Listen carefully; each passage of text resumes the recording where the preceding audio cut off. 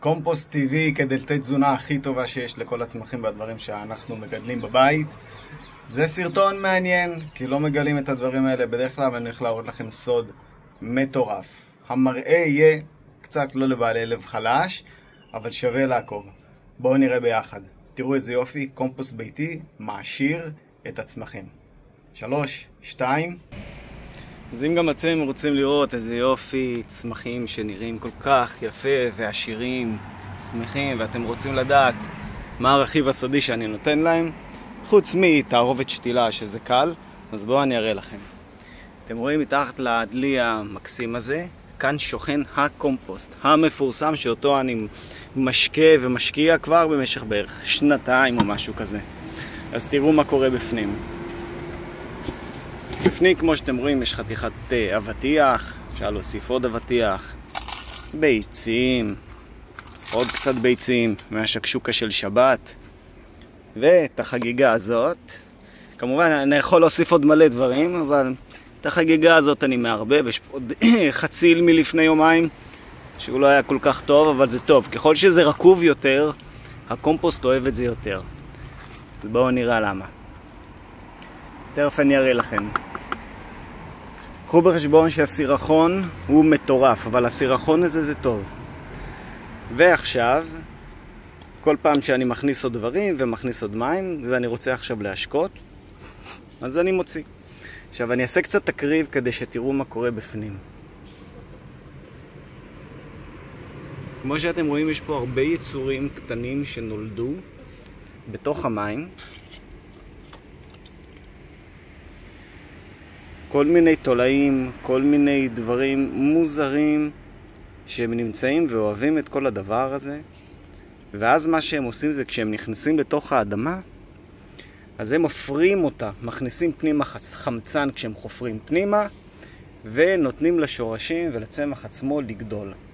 עכשיו הקומפוסט הזה הוא ממש מזוקק, וזה טוב. ומה שאני עושה, זה כל פעם אחרי שאני שם את כל הירקות, עשבים, כל מיני דברים כאלה וקוטש אותם, אני מוסיף מים, סוגר את המכסה, אחרת זה ממש מסריח. אם לא סוגרים את זה, השכנים יחסו, גם העירייה, אולי גם הטורקים.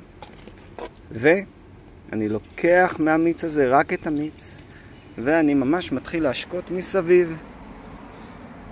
בבקשה.